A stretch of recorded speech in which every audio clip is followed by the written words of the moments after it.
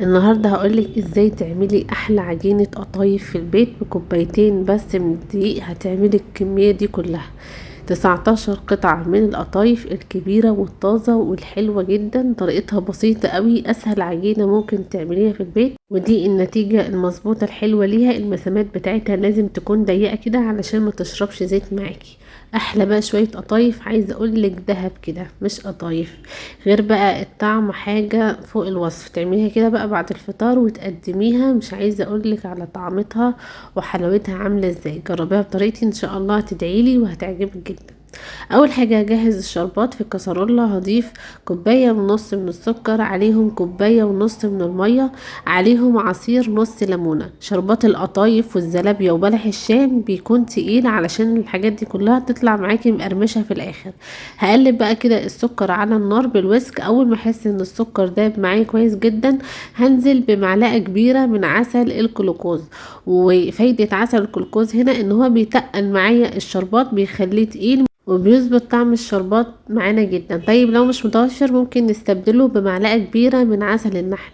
طيب هسيب بقى الشربات لحد ما يغلي. اول ما يغلي قدامك بالشكل ده هتعدي 10 دقايق بالظبط وتقفلي عليه. هنا خلاص بعد ما تقل معانا زي ما انتوا شايفين القوام بيكون على النار خفيف، لكن اول ما بنقفل عليه وبنحطه في التلاجة بيطلع معانا شربات تقيل هتشوفوه في الاخر. 10 دقايق بالظبط بعد الغليان واقفلي عليه. اخر حاجة بقى بضيف رشة بسيطة قوي من الملح على الشربات علشان الحلويات تطلع معاكي مش مجزعة في الاخر. نحضر بقى العجينة. معايا ربع كوباية من المية دافية، عليهم معلقتين صغيرين من السكر ومعلقة صغيرة ممسوحة من الخميرة. ما نكترش خميرة عن كده ونسيبها لحد ما تتفاعل معانا. بعد كده في بولة هضيف كوبايتين كبار من الدقيق. بس طبعا بنخل الدقيق، كل كوبايه كده بنخلها، وده دقيق متعدد الاستخدامات حلو جدا. كوبايتين كده بس، اهم حاجه ان ننخل اي دقيق بنستخدمه معانا. على كوبايتين الدقيق هضيف معلقتين كبار من النشا. يعني كل كوبايه من الدقيق هتاخد معلقه كبيره مليانه من النشا. والنشا فايدتها هنا ان هي بتخلي معانا القطايف مقرمشه وحلوه معانا في الاخر. بعد كده ما الخميره اتفعلت معايا هنزل بقى بالخليط ده كله على الدقيق، وهضيف ربع معلقه صغيره من البيكنج باودر وربع معلقه صغيره قوي من الملح. وممكن تستغنوا كمان عن البيكنج باودر. احنا خلاص ضايفين خميره. بالويسك بقى كده او بالمضرب الايد العادي، بس يكون معدن علشان العجينه بتبقى تقيله معانا. وهنبتدي ان احنا نقلب كده. اضيف ميه دافيه. كل ما العجينه تحتاج ميه هضيف ميه دافيه مش ميه ساقعه علشان تساعد لي على سرعه التخمير. بنفضل نضيف ميه دافيه كده لحد ما احصل على عجينه سايله. طبعا ممكن تعملوا الخطوه دي في الخلاط بس هي مش مستاهله، يعني هو بالمضرب اهو زي ما انتوا شايفين بتتضرب معانا وحلوه جدا. قوام العجينه بقى مهم جدا ان هو بيكون مايل لعجينه الكريب. عارفين عجينه الكريب السايله؟ انا بحاول ابين لكم قوام العجينه بالمعلقه اهي عجينه سايله. وبسيب بقى كده العجينة تخمر لمدة 10 دقايق. بحطها بقى فوطة نظيفة او بستريتش رول بالشكل ده، وبسيبها بالظبط 10 دقايق او ربع ساعة. ما تسيبهاش تخمر اكتر من كده علشان ما تبصش معاكي. وبعد كده بيكون بقى معايا مكسرات مشكله. النهارده هحشيها بالمكسرات، شويه بقى من الفول السوداني على على عين الجمل على الزبيب على جوز الهند زي ما تحبي. وبجيب بقى فوطه نظيفه علشان هطلع عليها بعد كده القطايف. هنا بقى بعد ما سبت العجينه تخمر لمده ربع ساعه، زي ما قلتلك ما تسيبيش عجينه القطايف تخمر اكتر من كده. ده بيكون قوامها بتتقل معانا شويه، وده القوام المظبوط جدا لعجينه القطايف.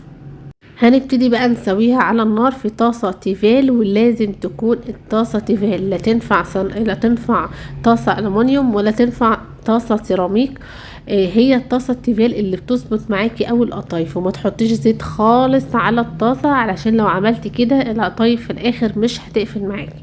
اول ما الوش بتاع القطايف ينشف مباشرة بخرجها من الطاسة وبحطها على الفوطة. شايفين ده القطايف من تحت، انا مش عايزاها تاخد لون من تحت ولا من فوق. اول ما تنشف بس على طول هحطها على فوطة نظيفة، وهغطيها برضو علشان الوش ما ينشفش معانا. لو الوش بتاع القطايف نشف معاكي مش هتقفل معاكي في الاخر.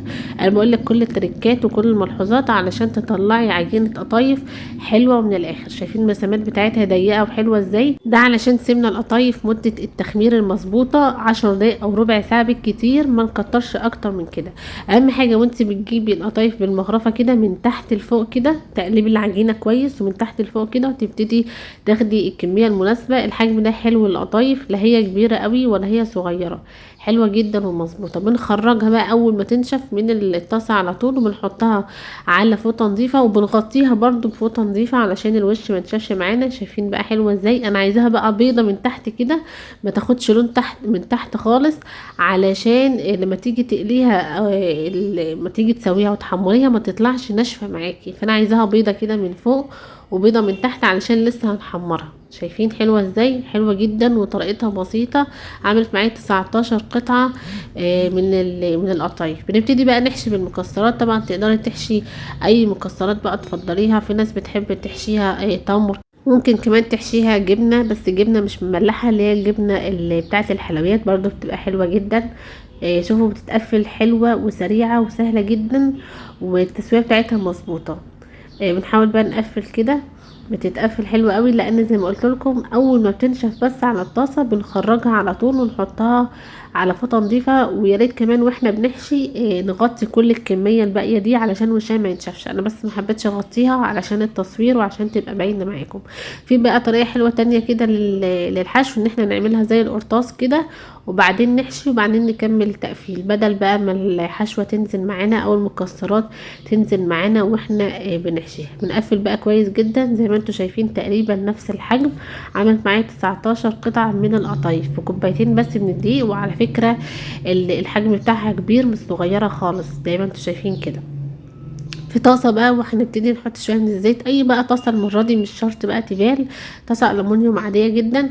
وبنبتدي بقى نحمر القطايف معانا بالشكل ده لحد بقى ما تاخد لون التحمير الحلو الذهبي ده.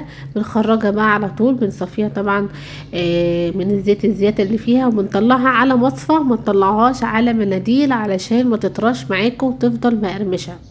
فبنخرجها كده على مصفى لحد ما تصفي، اي مصفى متاحة عندكم، لحد بقى ما تصفي الزيت الزيادة اللي فيها. وبعد كده بنحطها في الشربات التقيل. هوريلكم برضو خطوة الشربات معانا في الاخر، بس اخلص التحمير بتاعها. كل الكمية هحمرها الاول وبعد كده هنزلها في الشربات. شايفين؟ والله العظيم شوية دهب مش قطايف. عايزه اقول لكم طريقتها وطعمها مختلف كليا عن القطايف اللي احنا بنجيبها من بره. ان شاء الله لما تجربوها على طريقتي هتعجبكم جدا باذن الله. بعد بقى ما بنصفي القطايف من الزيت الزياده اللي فيها بنخرجها بقى وبنحطها في الشربات. طبعا الشربات بيكون ساقع معانا، بخرجه بقى من التلاجة، انا بسيبه يبرد وبعد كده بدخله التلاجة علشان القوام بتاعه يكون تقيل وحلو زي ما انتوا شايفين كده. وبنحاول بقى نسقيها بالشربات كويس قوي، وبالمصفى كده بنحاول نخرجها، وبرضو بنخرجها على مصفى علشان تنزل الشربات الزيادة اللي فيها. مهم جدا علشان منفعش اخرجها من الشربات على طول على طبق التقديم، لا هتنزل بقى العسل الزيادة في طبق التقديم والشكل مش هيبقى لطيف خالص. مثلا برضو ان احنا بعد خطوة الشربات دي نحطها في مصفى كده لحد ما تنزل كل الشربات الزيادة اللي فيها. وفي طبق التقديم بقى بنرصها. طبعا بقى معايا شوية من الشربات دول يعملوا نفس الكمية، على فكرة الكمية مش قليلة بتاعت الشربات. هنا بقى حطيتها في المصفى، سبتها بس دقيقتين 3 كده، وبعد كده بقى برصها زي ما انتوا شايفين بقى بتنزل العسل الزيادة اللي فيها في المصفى. وبعد كده بقى بنحطها في طبق التقديم. حلوة جدا، عايزة اقول لكم حلوة حلاوة مش طبيعية. تعملوا بقى الطبق الفخم ده بقى كده بعد الفطار وتقدموه بقى على السفرة. ممكن تقدميها سادة طبعا، ممكن تضيفي عليها شوية من المكسرات. انا زينتها كده بشوية من البندق المجروش، وقدموها بقى كده بألف هنا وشفا. مش عايزه اقول لكم حلوه ازاي، جربوها على طريقتي. مش عايزه اشكر غير لما انتوا تجربوها بنفس الطريقه. شايفين سامعين صوت القرمشه؟ حلوه جدا، والعجينه خفيفه وفي نفس الوقت مقرمشه. يلا قوموا بقى اعملوها كده بعد الفطار وقدموها كده لو جاي لكم ضيوف او للبيت. حلوه جدا ولذيذه قوي. ان شاء الله لما تجربوها على طريقتي هتعجبكم. ما تنسوش بقى تعملوا لايك للفيديو واشتراك في القناه علشان توصلكم اشعارات بكل الوصفات الجديده. نتقابل ان شاء الله في وصفات تانية جايه كتير. اسيبكم في امان الله وسلام.